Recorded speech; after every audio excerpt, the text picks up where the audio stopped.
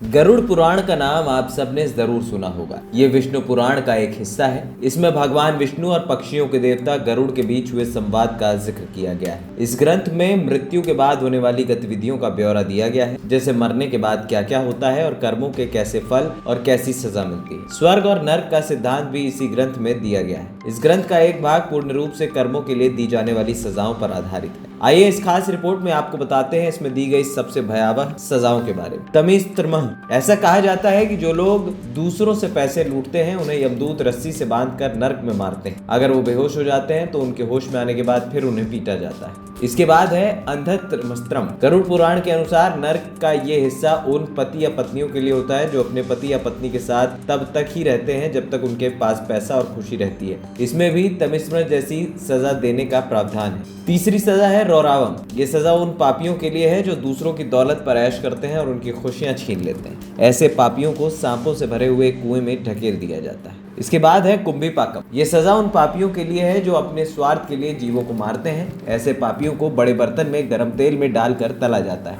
इसके बाद वाली सजा का नाम है कालासूत्रम। ये सजा उनके लिए होती है जो अपने बड़े बुजुर्गों का सम्मान नहीं करते। इन पापियों को नर्क की आग में डुबाया जाता है। ऐसा तब तक किया जाता है जब तक उनकी खाल न निकल जाए। इसके बाद की सजा है असितापत्रम।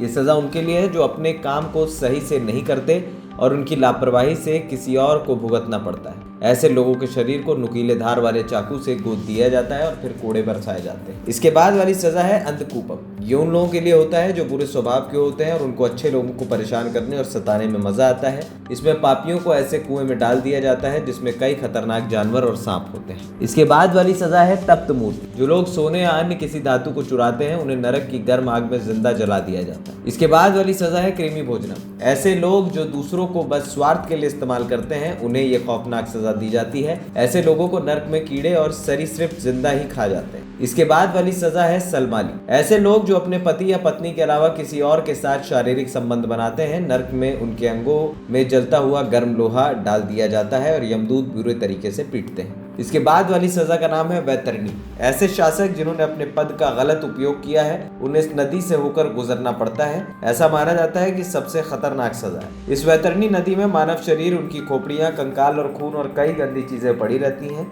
इसमें लोगों को ये सारी चीजें खानी भी पड़ती हैं। इसके बाद वाली सजा है पुयोदुकम। ऐसे मर्द जिन्होंने महिलाओं के साथ संभोग किया हो और उन्हें धोखा देकर छोड़ दिया हो उन्हें नर्क में जानवर समझा जाता है और मलमूत्र भरे इस कुएं में डाल दिया जाता है। इसके बाद की सजा है अविची। ये नर्क उनके लिए है जिन्होंने झूठी कसम खाई हो या फिर झूठी गवाही दी। उन लोगों के शरीर में आग लगाकर ऊंचाई से फेंक दिया जाता है। वो लोग सतह पर पहुंचने से पहले ही राख हो जाते हैं। इसके बाद वाली सजा है राक्षसो भोजना। ऐसे लोग जिन्होंने जानवरों की बलि दी हो और उनके बाद उनका मांस खाया हो उन्हें इस नर्क में लाया जाता है। जितने जीवों को पापियों ने मारा होता है वो सारे वहां उपस्थित होते हैं और उनको चीर कर खा जाते हैं। इसके बाद वाली सजा है दंड सुका। जो लोग जीवों के मांस का और उनके शरीर का व्यापार करते हैं उन्हें यहाँ लाया जाता है और कुछ राक्षसी जीव उन्हें जिंदा खा जाते हैं। गरुड़ पुराण की इन सजाओं पर यकीन कर लिया जाए तो जरूर ही दुनिया से पाप मिट जाए। इन्हें जानकर किसके मन में खौफ नहीं आएगा। ANP टाइम्स की रिपोर्ट।